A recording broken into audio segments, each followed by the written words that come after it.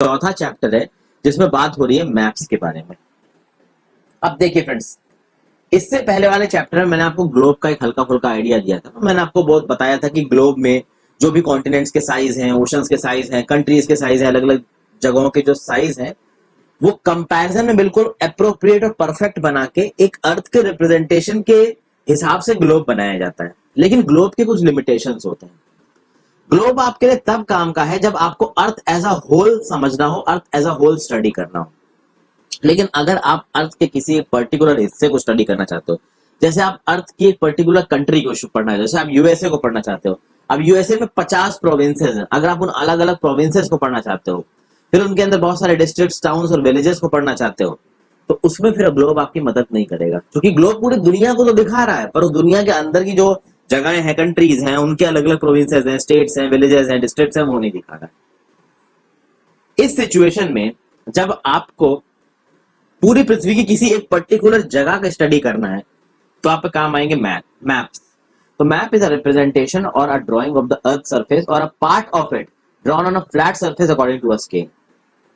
यानी earth surface के किसी एक पार्ट को एक स्केल पे, एक फ्लैट सरफेस पे ड्रॉ कर रखा है, सर्कुलर नहीं, क्योंकि ग्लोब तो सर्कुलर है, एक फ्लैट सरफेस पे ड्रॉ किया, एक स्केल के हिसाब से ड्रॉ किया। अब एक राउंड शेप को पूरी तरीके से फ्लैटन करना पॉसिबल नहीं है, बट जितना हो सकता है उतना सही तरीके से मैप्स को बनाया जाता है। तो एक मैप एक छोटा एरिया दिखाता है और उस छोटे एरिया में कुछ इंपॉर्टेंट फैक्ट्स को डिस्प्ले करता है। कुछ और मैप्स होते हैं जो एक बहुत बड़ी किताब के फॉर्म में होते हैं। जब वो किताब के फॉर्म में होते हैं तो उसमें अलग अलग जगह के बहुत सारे मैप्स साथ साथ आ जाते हैं, तो उसको बोला जाता है एटलस। एटलस बहुत अलग अलग साइज के होते हैं, मेजरमेंट्स के होते हैं, प्रोफेशनल एटलस होते हैं, स्कूल एटलस होते हैं, समझ रहे हैं। तो एटलस के भी अपने अलग टाइप्स हैं। हम लोग जो एटलस इस्तेमाल करते हैं ना फ्रेंड्स, वो स्कूल वाला बहुत ही बेसिक एटलस इस्तेमाल करते हैं। एटलस के बिल्कुल स्पेसिफिक्स में आप चले जाएंगे ना, तो मोटे मोटे बड़े बड़े एटलस होते हैं जिसमें ऐसी ऐसी इंफॉर्मेशन होती है जो एक नॉर्मल पर्सन को समझ में ही नहीं आएगी। तो मैप्स एक ग्लोब से बहुत ज्यादा इंफॉर्मेशन देते हैं और कुछ अलग अलग टाइप्स के मैप समझने की कोशिश करते हैं। फिजिकल मैप्स, आप अपना एटलस खोलोगे तो वहां पे फिजिकल मैप्स और पॉलिटिकल दोनों तरीके के मैप्स नजर आएंगे। जैसे फिजिकल मैप ऑफ इंडिया अलग होगा, पॉलिटिकल मैप ऑफ इंडिया अलग होगा। फिजिकल मैप दिखाता क्या है? फिजिकल मैप जिस जगह को भी डिस्प्ले कर रहा है उस जगह के फिजिकल फीचर्स को दिखाएगा, जैसे पहाड़ों को, प्लेट्यूज को, नदियों को, प्लेन्स को, ओशंस को, इसलिए इसको फिजिकल या रिलीफ मैप कहा जाता है। वहीं पे पॉलिटिकल मैप क्या दिखाएगा कि उस जगह पे जिसका मैप है वो पॉलिटिकल, उसमें सिटीज कौन कौन सी हैं, टाउन्स कौन कौन से हैं, विलेजेस कौन कौन से हैं, समझ गए ना। अगर कंट्रीज हैं बहुत सारी तो उन कंट्रीज की बाउंड्री क्या है, अगर स्टेट्स हैं बहुत सारे तो स्टेट्स की बाउंड्री क्या है, इनको कहा जाता है पॉलिटिकल मैप। तो फिजिकल मैप में नेचुरल रिलीफ फीचर्स को दिखाया जाता है। पॉलिटिकल मैप में जिस हिसाब से उसका एडमिनिस्ट्रेटिव सेटअप कर रखा है कि कंट्रीज की बाउंड्री कहाँ है, सिटीज की बाउंड्री कहाँ है, ये सब दिखाया जाता है। समझ गए फ्रेंड्स। अब देखिए यहाँ पे एक एक्टिविटी करके दिखाई गई और इस एक्टिविटी के बेसिस पे आपको यह समझाया गया है कि एक ग्लोब जो कि राउंड होता है, चूंकि हमारी पृथ्वी राउंड है, उस राउंड को आप परफेक्टली फ्लैटन नहीं कर सकते। कैसे दिखाएगा? आप एक ओल्ड रबड़ बॉल लीजिए और उसके ऊपर कुछ ड्रॉ करिए, ठीक है। फिर उस रबड़ बॉल पे आप एक नॉर्थ पोल और साउथ पोल भी ड्रॉ कर सकते हो, ऊपर वाले एंड और नीचे वाले एंड पे। अब इस बॉल को आप नाइफ से कट करके फ्लैटन करने की कोशिश कीजिए। आप देखेंगे कि जो ड्रॉइंग्स आपने बॉल के ऊपर बनाई है वो अजीब से डिस्टॉर्ट हो गई, वो परफेक्टली उस शेप में नहीं आई है। तो यही प्रॉब्लम होती है कि जब ग्लोब को आप फ्लैटन करेंगे ना, तो परफेक्ट शेप्स पा पाना बहुत मुश्किल है। मैप्स जितना परफेक्ट हो सकता है उतने परफेक्ट बनाए जाते हैं, हालांकि पूरी तरीके से परफेक्ट पाना मुश्किल है जब आप एक राउंड सरफेस को फ्लैटन कर रहे हो, सीधा कर रहे हो। अब यहाँ पे थीमेटिक मैप्स की बात करते हैं। देखिए, कुछ मैप्स स्पेसिफिक इंफॉर्मेशन की बात करते हैं, जैसे कुछ मैप्स रोड की बात करते हैं, कुछ मैप्स रेनफॉल की बात करते हैं, कुछ मैप्स फॉरेस्ट दिखाते हैं, कुछ मैप्स इंडस्ट्रीज दिखाते हैं। इनको बोला जाता है थीमेटिक मैप्स। यानी ये किसी एक पर्टिकुलर चीज के बारे में बता रहे हैं, जैसे कि कुछ मैप्स रेनफॉल के बारे में बता रहे हैं, कुछ मैप्स रोड के बारे में बता रहे हैं, कुछ मैप्स डिस्ट्रीब्यूशन ऑफ, जैसे कि अब इंडिया का एक मैप होगा जिसमें केवल रोड्स डिस्प्ले कर रखी हो, और वो भी इंडिया के एक मैप को बहुत सारे भाग में बांट के रोड्स को डिस्प्ले कर रखा होगा। तो ये होते हैं थीमेटिक मैप्स। मैप्स के होते हैं 3 कंपोनेंट, एक होता है डिस्टेंस, एक होता है डायरेक्शन, एक होता है सिंबल, ठीक है। सबसे पहले हम लोग बात करेंगे डिस्टेंस। देखिए, मैप होती है ड्राइंग जो पूरे दुनिया को या दुनिया के किसी छोटे से हिस्से को एक शीट ऑफ पेपर पर डिस्प्ले कर देती है, और ऑब्वियसली बात है उस शीट ऑफ पेपर पे जो डायमेंशंस होंगे एक्चुअल डायमेंशंस वो रिड्यूस्ड स्केल पे दिखेंगे। यानी कि जो इतनी बड़ी दुनिया है वो पूरा तो आप मैप पे ड्रॉ नहीं कर सकते ऑब्वियसली, तो आप उस दुनिया को छोटा करके मैप पे ड्रॉ करोगे तो उसको बोला जाएगा रिड्यूस्ड स्केल। एंड ये reduction is done very carefully so that the distance between the places is real. यानी कि मान लीजिए आपने नॉर्थ अमेरिकन कॉन्टिनेंट का एक मैप बनाया और नॉर्थ अमेरिकन कॉन्टिनेंट में आप कुछ इस तरीके से करोगे कि देखिए यूएसए की न्यूयॉर्क सिटी और कनाडा का ओंटारियो शहर, तो नॉर्थ अमेरिकन कॉन्टिनेंट के मैप पे और मान लीजिए पॉलिटिकल मैप पे अगर यूएसए की न्यूयॉर्क सिटी और ओंटारियो जो कि कनाडा की एक सिटी है, इन दोनों के बीच का जो डिस्टेंस रियल में होगा, जब आप पूरा रिड्यूस्ड स्केल करके नॉर्थ अमेरिका कॉन्टिनेंट का मैप एक पेपर पे बनाओगे ना, तो आप कुछ इस तरीके से बनाओगे कि उस पेपर में भी जो डिस्टेंस होगा न्यूयॉर्क सिटी और ओंटारियो के बीच में वो उस रिड्यूस्ड प्रोपोर्शन के हिसाब से होगा। मतलब हर चीज को एक प्रोपोर्शन में रिड्यूस किया जाता है जिसको रिड्यूस्ड स्केल बोलते हैं, और फिर हर चीज उस मैप में उस रिड्यूस्ड स्केल के हिसाब से बनाई जाती है। तो इसके लिए एक स्केल चूज किया जाता है, और scale is basically the ratio between the actual distance on ground and the distance shown on the map. यानी कि मैं एक एग्जांपल ले रहा हूं कि अगर न्यूयॉर्क से लेके एंटेरियो के बीच की डिस्टेंस थी x किलोमीटर, किसमें? रियल में मान लीजिए x किलोमीटर है, और वहीं पे अगर मैप में जो ये डिस्टेंस है वो है y सेंटीमीटर। तो इसने क्या बोला? स्केल है रेशियो एक्चुअल डिस्टेंस का on the ground and distance shown on the map.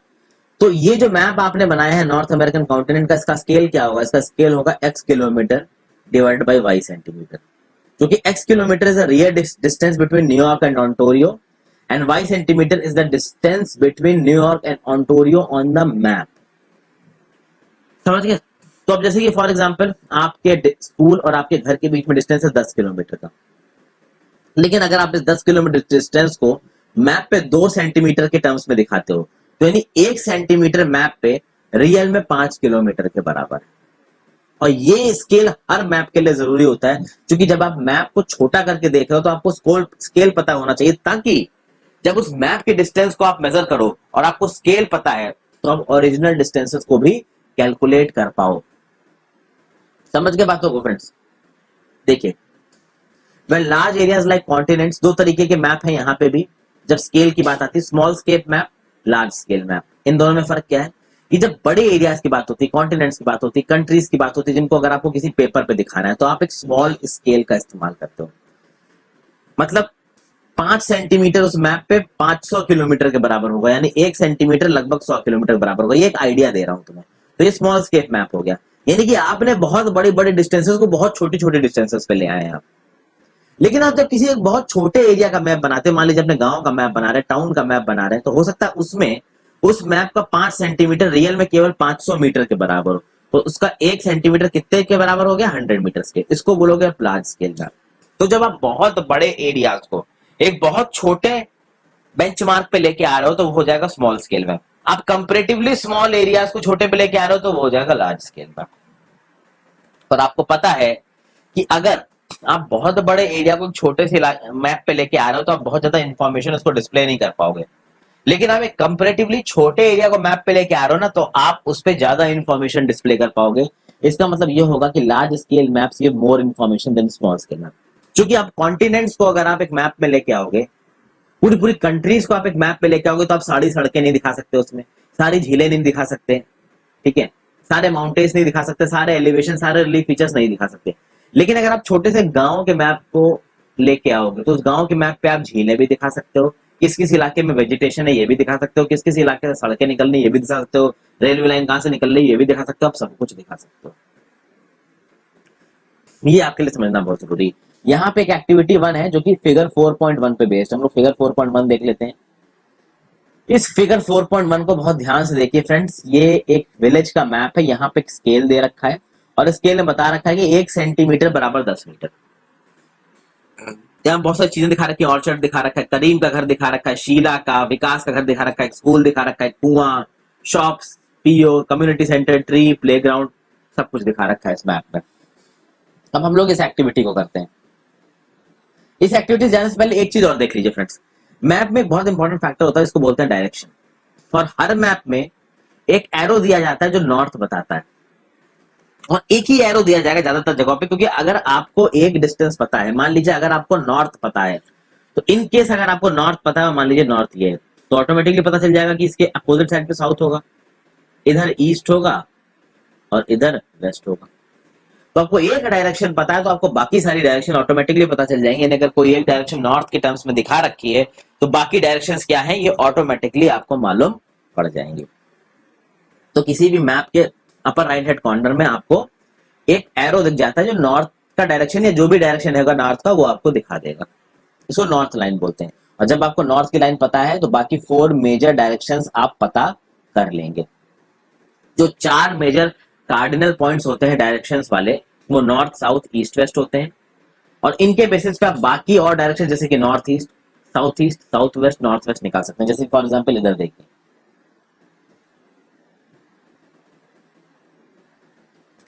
ये नॉर्थ, ये साउथ, ये ईस्ट, ये वेस्ट, तो मैंने आपको दिखा दी। नॉर्थ और ईस्ट के बीच में नॉर्थ ईस्ट, ईस्ट और साउथ के बीच में साउथ ईस्ट, वेस्ट और साउथ के बीच में साउथ वेस्ट, वेस्ट और नॉर्थ के बीच में नॉर्थ वेस्ट। समझ गया? तो अब हम आ जाते हैं स्कीमेटिक 4.1 जो मैप था विलेज का, इसको देखते हैं। क्या क्या इन्फॉर्मेशन दे रखी है यहाँ पे? एक स्केल दे रखा है जिसमें 1 सेंटीमीटर बराबर 10 मीटर दिखा रखा है। अब it may be used to measure distances between places, यानी इस मैप पे आप स्केल से सेंटीमीटर मेजर कर लीजिए और उसके बेसिस पे आप पता कर लेंगे कि एक्चुअल डिस्टेंस उस विलेज का क्या होगा एक जगह से दूसरी जगह का। तो अगर मान लीजिए कि वेल के बीच में, जो वेल दिखाया गया उस मैप पे, और ट्री के बीच में डिस्टेंस है 5 सेंटीमीटर का, यानी ये रहा वेल और ये रहा ट्री, इसके बीच में डिस्टेंस है 5 सेंटीमीटर का। तो ऑब्वियस सी बात है इस स्केल के हिसाब से जो कि 1 सेंटीमीटर बराबर 10 मीटर बोलता है, ये डिस्टेंस कितना हो जाएगा? ऑब्वियसली 50 मीटर हो जाएगा फ्रेंड्स।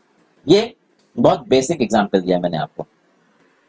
अब now the distance between POA to Karim house E is 12 centimetre. तो अगर POA और करीम हाउस E के बीच में 12 सेंटीमीटर का डिस्टेंस है तो ग्राउंड पे 120 मीटर का डिस्टेंस होगा, लेकिन आप उड़ के तो जाओगे नहीं, तो यू हैव टू वॉक।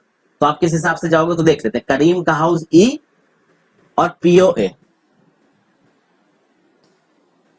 अब ये रहा करीम का हाउस E और POA। तो यहां से यहां जाने के लिए आप रास्ते से पहले यहां पहुंचेंगे, फिर यहां जाएंगे, फिर यहां जाएंगे और फिर यहां जाएंगे। और इस डिस्टेंस को, यानी आपसे पूछा जाए कि भैया उसके जगह से, यानी कि करीम के घर से POA पहुंचने में कितना समय लगेगा, तो आप इन डिस्टेंसेस को स्केल से इस मैप पे मेजर कर लीजिए, उसको 10 मीटर से कर दीजिए मल्टीप्लाई, तो ओरिजिनल में वो डिस्टेंस कितना है वो भी आपको पता चल जाएगा। ये इस तरीके से चीजें फ्रेंड्स काम करती हैं। ठीक है, अब इसमें और कुछ एक्सरसाइजेस हैं, एक्सरसाइजेस नीचे देख लेते हैं। कि हमको कुछ डायरेक्शंस फाइंड आउट करने हैं। जैसे कि आपको पता करना है कि direction of community centre the play ground from Vikas house. तो विकास के हाउस से कम्युनिटी सेंटर का डायरेक्शन क्या है और प्ले ग्राउंड का डायरेक्शन क्या है, देखते हैं। ये रहा विकास का हाउस। विकास के हाउस से सीधे जाएंगे तो नॉर्थ में पड़ेगा कम्युनिटी सेंटर, क्योंकि नॉर्थ आपको इस साइड पे दिखा रखा है। प्ले ग्राउंड अगर आपको जानना है, विकास के हाउस से प्ले ग्राउंड कुछ इस डायरेक्शन में है। तो इधर देखा तो ये है नॉर्थ, इधर देखा तो ये है ईस्ट, तो प्ले ग्राउंड किस डायरेक्शन में होगा? North east. तो विकास के हाउस के रिस्पेक्ट में प्ले ग्राउंड नॉर्थ ईस्ट में है। सिंपल। समझ में आया कैसे? इस मैप नहीं समझ में आया तो इस मैप को ध्यान से देखिए। फिर आगे देखते हैं, the direction of school from the shops, यानी शॉप्स के रिस्पेक्ट में स्कूल का डायरेक्शन का क्या है। तो ये रही शॉप यहां पे, तो इसके रिस्पेक्ट में स्कूल का डायरेक्शन क्या है? तो शॉप ये है और डायरेक्शन इधर है स्कूल का, ये है नॉर्थ, तो ऑब्वियसली बात है ये क्या होगा? ईस्ट। तो शॉप्स के ईस्ट में है स्कूल का डायरेक्शन। ठीक है। अच्छा, आपको किसी एक जगह का डायरेक्शन जानना हो तो आप कंपास की मदद से भी जा सकते हो। ये एक ऐसा इंस्ट्रूमेंट होता है जो डायरेक्शंस बताता है कंपास की मदद से। एक मैग्नेटिक नीडल भी नॉर्थ साउथ डायरेक्शन बताती है। देखिए, मैग्नेटिज्म का प्रयोग करके डायरेक्शंस को पता करना, ये मैंने अपनी एनसीईआरटी के पहले के चैप्टर्स में बहुत अच्छे से पढ़ाया, आप जाके पहले देखिए, आपको समझ में आ जाएगा। तीसरी जो इंपॉर्टेंट चीज होती है, जैसे हमने डायरेक्शंस देख लिया, डिस्टेंस देख लिया, मैप में जो थर्ड मोस्ट इंपॉर्टेंट चीज होती है वो होती है symbol. This is the third important component. एक map, it is not possible to draw on a map the actual shape and size of different features, यानी कि एक मैप पे अलग अलग चीजों का एग्जैक्ट शेप आप नहीं डाल सकते, क्योंकि buildings, roads, bridges, trees, railway lines, well, अब एक मैप पे आप बिल्डिंग्स को कितना दिखाओगे, आप बिल्डिंग्स को दिखाने बनाने लगोगे, एक तो 2D में बनाओगे, 3D में तो बन नहीं रही है। तो जब 2D में मैप में आप बिल्डिंग बना रहे हो तो वो जगह घेरेंगी, और मैप को छोटे करने का पॉइंट ही यही कि जगह ना घेरे। तो अगर बिल्डिंग्स को, रोड्स को, ट्रीज को, कुएं को, ब्रिजेस को, रेलवे लाइंस को अगर मैप में दिखाना है तो आपको कुछ सिंबल्स डिसाइड करने पड़ेंगे। वो सिंबल कुछ शब्द हो सकते हैं, शेड्स हो सकते हैं, कलर्स हो सकते हैं, पिक्चर्स हो सकते हैं, लाइंस हो सकते हैं। और ये सिंबल्स लॉट ऑफ इंफॉर्मेशन देते हैं एक लिमिटेड स्पेस में, जिससे हम उसको आराम से ड्रॉ कर सकें और आराम से उसको पढ़ भी सकें। देखिए यहाँ पे कुछ कन्वेंशनल सिंबल्स यहाँ पे आपको दे रखे हैं फ्रेंड्स। और खास बात यह कि अगर आपको किसी एक एरिया की लैंग्वेज में नहीं पता है, लेकिन अगर आपको डायरेक्शंस पता है और अगर आपने मैप दे रखा है जहां पे सिंबल्स बने हुए हैं, तो आप समझ जाएंगे कि यहाँ पे क्या है, क्योंकि इंटरनेशनली ये सिंबल्स को एक्सेप्ट कर लिया गया है मैप बनाने के लिए। इनको कन्वेंशनल सिंबल्स बोला जाता है। कुछ चीजों को सिंबल देख लेते हैं, जैसे रेलवे लाइन में अगर ब्रॉड गेज रेलवे लाइन है तो ये वाला सिंबल होगा, मीटर गेज है तो ये वाला होगा, रेलवे स्टेशन है तो नीचे RS करके एक चीज लगी होगी, रोड्स अगर मेटल्ड है तो ऐसी होंगी, अनमेटल्ड है तो ऐसी होंगी, बाउंड्री इंटरनेशनल है तो ऐसी होगी, स्टेट की ऐसी होगी, डिस्ट्रिक्ट की ऐसी होगी, रिवर्स इस तरीके से दिखेंगी, वेल ऐसे, टैंक्स ऐसे, कैनाल ऐसे, ब्रिजेस ऐसे, टेम्पल इस तरीके से, चर्च इस तरीके से, मॉस्क इस तरीके से, छतरी इस तरीके से, पोस्ट ऑफिस PO से, post and telegraph office PTO से, पुलिस स्टेशन PS से, सेटलमेंट कुछ इस तरीके से लाल में, और ग्रेवयार्ड कुछ इस तरीके से, ट्रीज ऐसे, ग्रासेस ऐसे। ये बेसिक चीजें होती हैं जो कि एक मैप में आपको नजर आती है। तो इससे चीजें आपके लिए बहुत आसान हो जाती हैं। अलग अलग कलर्स का भी इस्तेमाल किया गया है, जैसे जहां आपको नीला कलर दिखेगा वहां पे आपको वाटर बॉडीज लगे जाएंगी, जहां पे आपको माउंटेन्स दिखेंगे वहां पे आपको ब्राउन कलर नजर आएगा, जहां के आपको येलो दिखेगा वहां पे आपको प्लेट्यूज मिलेंगे, और जहां पे ग्रीन है ऑब्वियसली वहां पे आपको प्लेन्स दिखेंगे। प्लेन्स में आपके घास फूस भी होती है, ट्रीज भी होते हैं। तो अब यहाँ पे कुछ रिप्रेजेंटेशन दे रखा है फ्रेंड्स, ठीक है। ये सुंदरपुर विलेज और उसके सराउंडिंग का एरिया आपको दिखा रखा है फिगर 4.4 में।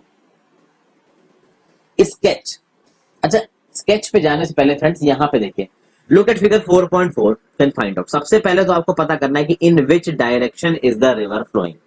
देखते हैं भाई, रिवर कुछ इस डायरेक्शन में फ्लो कर रही है, आपको डायरेक्शन दिख रहा है। अब यहाँ पे फ्रेंड्स अगर रिवर इस डायरेक्शन में फ्लो कर रही है और नॉर्थ आपको इस तरफ दिखा रखा है, तो दिस इज नॉर्थ, तो दिस इज साउथ, तो दिस इज ईस्ट, तो दिस इज वेस्ट। तो ऑब्वियसली बात है रिवर इस डायरेक्शन में फ्लो कर रही है, यानी इस डायरेक्शन फ्लो कर रही है, that means river is flowing in south west direction. Got it? तो पहले सवाल का हमको जवाब मिल गया। फिर दूसरा पूछा गया है, what kind of road passes by the side of village Dhumri. Dhumri के साइड से कौन सी विलेज रोड निकलती है? तो ये रहा धुमरी, धुमरी के ऊपर से ये निकल रही है रेलवे लाइन, और बगल से ये रोड्स निकल रही हैं। ये रोड्स किस तरीके की रोड्स की एग्जांपल है, ऊपर देखते हैं, दीज रोड्स। तो धुमरी के विलेज के साइड से मेटल्ड रोड्स निकल रही हैं, और अगर जो रेलवे लाइन किस टाइप की निकल रही है, तो ये निकल रही है आपकी रेलवे लाइन निकल रही है ब्रॉड गेज। तो धुमरी विलेज के साइड से ब्रॉड गेज की रेलवे लाइन निकल रही है और मेटल रोड्स निकल रही है। एक चीज फ्रेंड्स आपको ये क्लियर हो गया। और धुमरी विलेज के जस्ट नॉर्थ में यहाँ पे एक रेलवे स्टेशन भी है, ये भी दिख गया आपको। फिर अगला देखते हैं, on what type of railway line is Sundarpur situated. ये रहा सुंदरपुर, कौन से तरीके की रेलवे लाइन है अभी बता दिया फ्रेंड्स आपको, ठीक है। ये ही रेलवे लाइन तो एक जा रही है, आप देखिए क्या बताया मैंने ऊपर जाके। फिर आगे, on which side of the river bridge railway bridge is the police station situated. Railway bridge के कौन से साइड में पुलिस स्टेशन सिचुएटेड है। अब देखिए फ्रेंड्स, यहां पे सबसे पहले तो हम लोग देखते हैं कि PS ये रहा पुलिस स्टेशन। रेलवे ब्रिज कहीं दिख रहा है आपको? ये रहा रेलवे ब्रिज, ये साइन नजर आ रहा है कुछ इस टाइप का? क्या यहां साइन हमने ऐसा देखा था कहीं पे? ब्रिजेस के लिए हमने क्या साइन देखा था? ये वाला साइन देखा था। तो ऑब्वियसली बात है ये रहा ब्रिज, और ब्रिज के रिस्पेक्ट में हमको पुलिस स्टेशन की डिस्टेंस जाननी, तो ये रहा, मतलब डायरेक्शन जानना है। तो ये तो नॉर्थ है, ये साउथ है, ये ईस्ट है, ये वेस्ट है, तो पुलिस स्टेशन किस डायरेक्शन में है? South east. रिवर किस डायरेक्शन में फ्लो कर रही थी? साउथ वेस्ट, ठीक है। आगे चलिए, अब ये आप खुद करने की कोशिश, on which side of the railway station do the following lies. 4 मैंने बता दिया, इन 4 से आपको टोटल समझ में आ गया होगा। बाकी 5वां वाला जो है ये आप खुद करिए। इतना बताने के बाद तो अब आपको कर ही लेना चाहिए। अब ना कर पाए फ्रेंड्स तो और डिस्कस करिए और समझने की कोशिश करिए। क्लासरूम एजुकेशन के पर्सपेक्टिव से दोस्तों अगर आप पढ़ रहे हैं तो चीजें बहुत आसान है। कॉम्पिटिटिव एग्जाम्स के तरीके से पढ़ रहे हैं तो उनको पता होना चाहिए। क्लासरूम में थोड़ी बहुत चलिए आसान तो है, पर थोड़ी बहुत प्रॉब्लम हो सकती है चीजों को समझने में। स्केच की बात करते हैं। स्केच क्या होता है? स्केच एक ऐसी ड्राइंग होती है जो आप मेमोरी से देख के बनाते हो, मेमोरी और ऑन स्पॉट ऑब्जर्वेशन से देख के बनाते हो, टू द स्केल नहीं होती है। जैसे फॉर एग्जाम्पल आपके दोस्त ने आपसे फोन करके पूछा कि भाई यार मैं तुम्हारे घर तक पहुंचना चाहता हूँ। मान लीजिए कि वो फर्रुखाबाद स्टेशन से उतरा है और फर्रुखाबाद स्टेशन से उसको आगे थोड़ा जाना, एक जगह है धुमरी नाम की, तो धुमरी नाम की उसको जगह जाना है और फर्रुखाबाद स्टेशन से वो उतरा है और आप अपने घर में धुमरी में बैठे हुए, तो दोस्त आपको फोन करेगा और आपसे पूछेगा स्टेशन से कैसे आऊं यार। तो आप एक काम करोगे कि एक पेज पे रफ सा मैप बना सकते हो और उसको व्हाट्सएप पे फोटो खींच के भेज सकते हो। तो उस मैप में आप बता दोगे कि भाई स्टेशन के गेट से ऐसे निकलो, फिर थोड़ा आगे जाके राइट लो, फिर 45 डिग्री पे सड़क जा रही है उसके आगे आओ, फिर थोड़ा आगे लेफ्ट जाओगे तो आपको यहाँ पे मेरा घर धुबरी मिल जाएगा। तो बेसिकली इसको बोलते हैं स्केच, जो ऑन द स्पॉट आप अपनी मेमोरी के बेसिस पे बताते हो। ठीक है, तो इसको एक रफ ड्राइंग बोलते हैं। तो such a rough drawing is drawn without scale and is called as a sketch map. तो एक ऐसी रफ ड्राइंग जो बिना स्केल के ड्रॉ करी जाती है, इसको स्केच मैप कहा जाता है। इस रफ ड्राइंग की कभी कभी रिक्वायरमेंट होती है किसी एक पर्टिकुलर एरिया में, किसी एक पर्टिकुलर प्लेस के बारे में बताने के लिए। जब खासकर वो प्लेस जब आप रिस्पेक्ट टू अदर प्लेसेस बता रहे हो, जैसे स्टेशन से घर पहुंचना, तो स्टेशन के रिस्पेक्ट में आप बता रहे थे। वहीं पर हम देखें कि प्लान क्या होता है। तो देखिए, plan is a drawing of small area to on a large scale. एक स्मॉल एरिया की ड्राइंग को एक लार्ज स्केल पे आप ड्रॉ कर रहे हो। A large scale map gives lot of information, but there are certain things which may sometimes want to know, for example length of breadth of a room, which can't be shown on a map. At that time we can refer drawings drawn to scale called a plot. यानी कि आपने एक map बनाया किसी एक particular area का, ठीक है। मान लीजिए कोई एक इंडस्ट्रियल टाउनशिप है। अब उस इंडस्ट्रियल टाउनशिप का आपने मैप बनाया, तो आपको पता चल जाएगा उस मैप से कि भैया यहाँ पे कहाँ कहाँ से रोडें निकल रही हैं, कहाँ कहाँ पे इसमें पुलिस स्टेशन है, अगर बीच में कहाँ कहाँ पे टेम्पल है, ये सब तो आपको उस मैप से पता चल जाएगा। बट अगर आपको जानना हो कि वहां पे बिल्डिंग्स कितनी ऊंची हैं, ठीक है ना, वहां पे जो बीच में कॉमर्शियल सेटलमेंट के बीच में जो हाउसेस बने हुए हैं वो उनके डायमेंशंस क्या है, तो अगर वो डायमेंशंस जानने हैं आपको, उन डायमेंशंस की लेंथ और ब्रेड्थ जाननी है, तो आपको प्लान वाला मैप बनाना पड़ेगा। समझ गए? तो एक मैप को मॉडिफाई करके एक ऐसी चीज बनाना जिससे वहां पे जो चीजें हैं उनके डायमेंशंस भी पता चले, उसको बोला जाता है प्लान।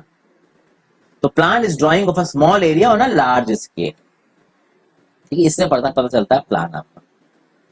प्लान एक्चुअली में जो आर्किटेक्ट टाइप के लोग होते हैं ना, जो सिविल इंजीनियर्स है ना, वो प्लान में ज्यादा डील करते हैं, क्योंकि वो जिन बिल्डिंग्स को बना रहे होते हैं उसके प्लान की इनको जरूरत होती है, मैप से ज्यादा उनके प्लान की जरूरत होती है। हालांकि वो अपने प्लान को भी मैप बोलते हैं, because that is a sort of map only. तो ये था मैप चैप्टर के बारे में फ्रेंड्स। आई होप ये वीडियो आपको पसंद आई तो लाइक करके फ्रेंड्स चैनल को जरूर सब्सक्राइब कर लेना, और जितना हो सके अपने दोस्तों के साथ इन वीडियोस को शेयर कर दे, अपने सोशल मीडिया प्रोफाइल पे शेयर कर दो, और मेरे चैनल को जरूर सब्सक्राइब कर लेना। Good bye, have a great day.